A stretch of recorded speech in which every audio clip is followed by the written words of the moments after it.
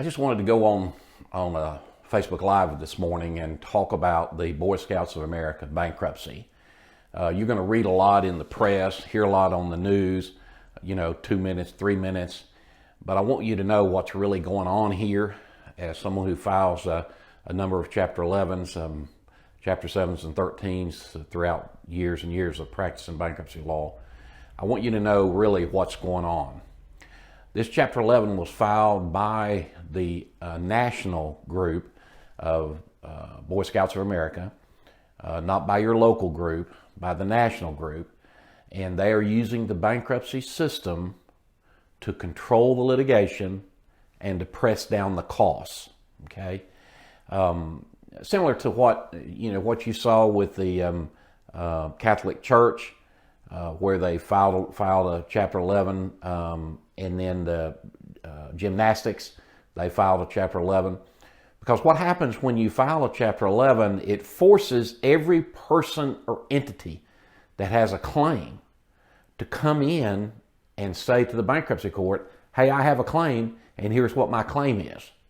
Well, you say, well, that's not too bad. I mean, what's wrong with that?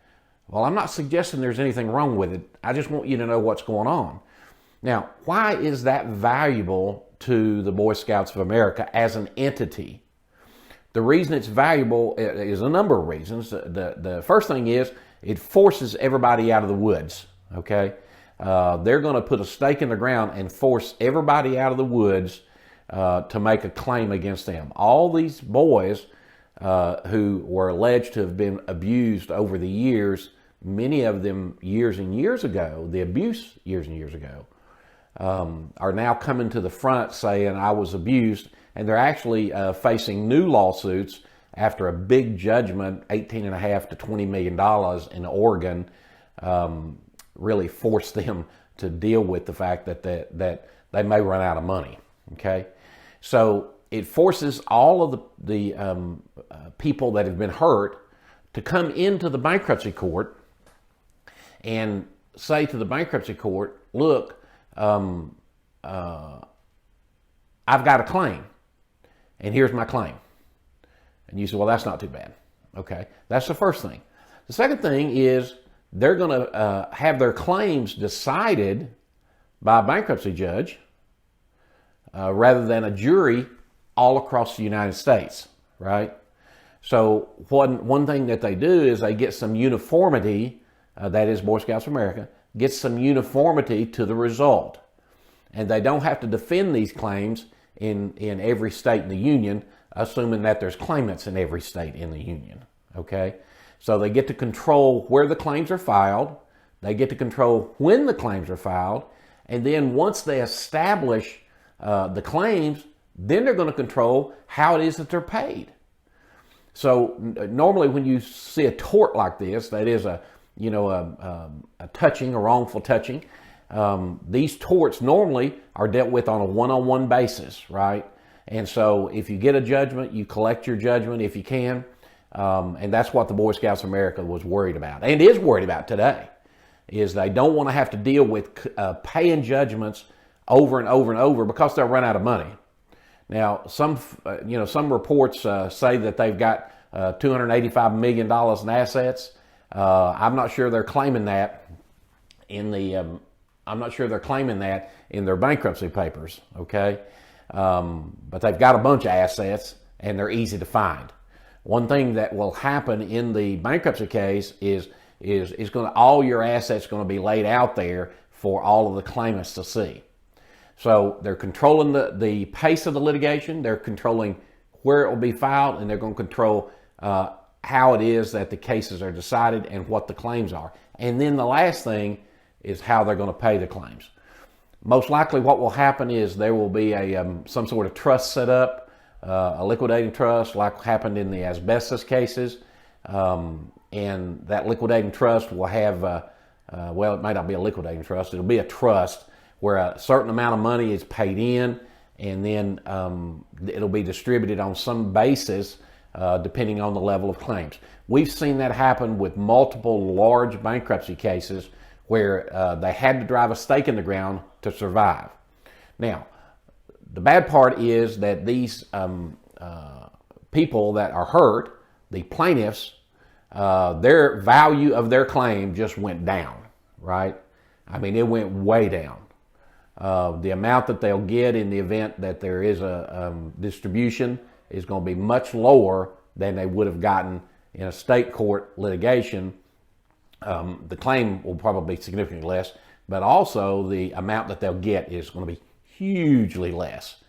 Now, their costs may be lower, but most likely all these lawyers have taken these cases on a contingency basis, and so they're going to have the same percentage regardless of whether it's pursued in the bankruptcy court or not. So how does that impact what we think about the Scouts? Okay, do you remember back when there was a big oil embargo in the late 70s, right? Really mid-70s, I guess. Did you know that almost every single airline in the United States was in a Chapter 11? Yeah, that's right. And that's a long time ago. Why were they in a Chapter 11? Because they were fighting for their life, right? Huge rising costs, a tapering rise in fares, and they couldn't operate profitably. So they filed a Chapter 11 to drive a stake in the ground to stop people from making claims against them till they could right the ship. And that's what's going on with the Boy Scouts of America today. Now, however you feel about that, you know, if you think they should have fought them out one at a time, the goal is to allow the Boy Scouts of America to survive as an entity. Now, I'll be candid. I don't know if they will survive as an entity, right? But they've probably got a greater chance of surviving as an entity in the Chapter 11, and they'll exit the Chapter 11 with this trust set off to one side, and they'll continue on up the road. The Boy Scouts of America has done a lot of good work over the years, but unfortunately, what most of us didn't know, and I certainly didn't know when my boys were Cub Scouts, I had no idea that there was this pedophilia that was through the organization. I won't say all through the organization, but you know they've had files on people that were not permitted to serve back as far as 1935, and those files have been kept secret. Can you imagine? Those files have been kept secret until a judge said they had to be disclosed. Does that sound familiar? Sounds a lot like gymnastics. Sounds a lot like the Catholic Church, right? And perhaps some others. So that's what's going on. They may survive. They'll survive as a completely different organization. They may be a lot smaller. There's another organization or two out there trying to do what scouting is done for our boys.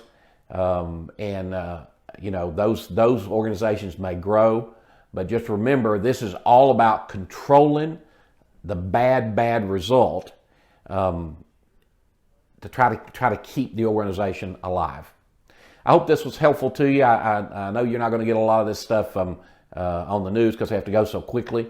I just wanted you to understand what's going on in the bankruptcy process.